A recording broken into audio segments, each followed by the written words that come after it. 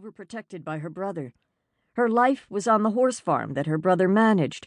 Her work was to care for their home and be a part of the Amish church. And she loved her life.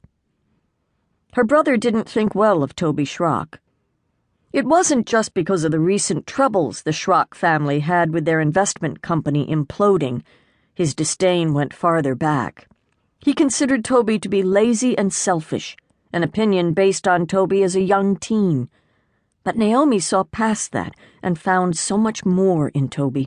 She believed the best about him. There was a fine man in there, a diamond in the rough, and she was desperately, hopelessly in love with that man.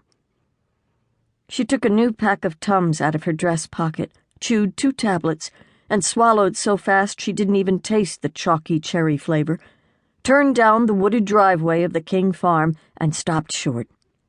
There, in front of the house, was her brother Galen. He stood with his arms crossed against his chest, deep in conversation with Bishop Elmo and Deacon Abraham.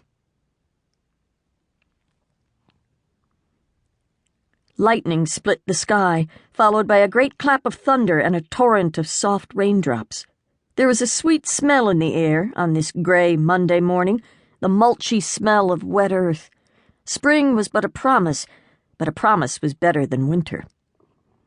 Rose Schrock crossed the yard to the hen house with an empty basket in her arms, hardly aware of the rain that was falling, mindful of all she needed to do before the children returned from school.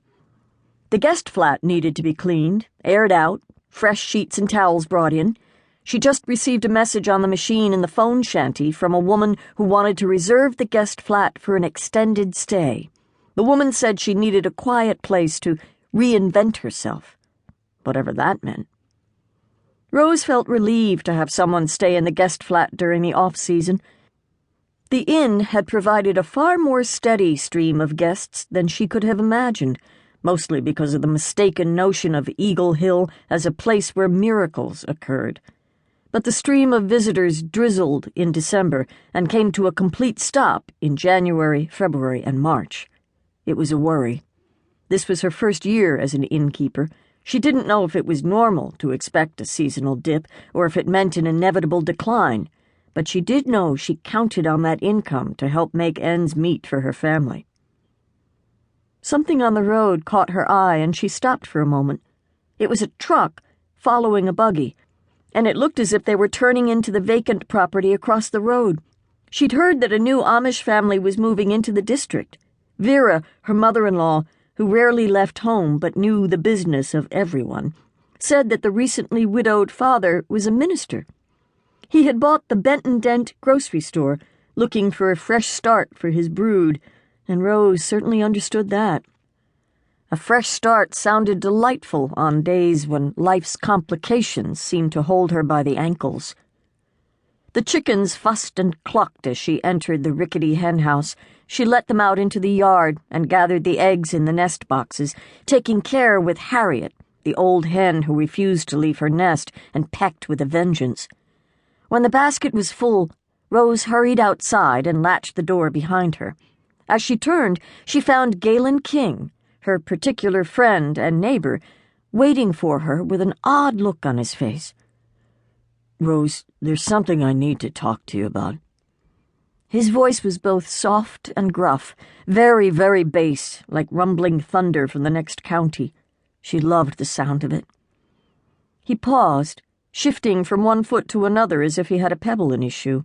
He coughed, and Rose saw a bead of perspiration trickle down his temple under his black felt hat. She looked at him, wondering if he wasn't coming down with a fever, and thinking that standing here in the rain couldn't be good for him if he was. "Come inside for a cup of coffee." He glanced toward the house. "Vera's inside, isn't she?" "Yes, in the kitchen." He cleared his throat and met her eyes at last. "Then, no. I'd rather say what I have to say in private." "Well, could we at least get out of the rain?" She walked over to the porch and spun around to face him, a tad impatient. He followed behind, glancing nervously at the kitchen windows to see if Vera was peering out them. What did Galen have on his mind? It was cold and her feet were wet.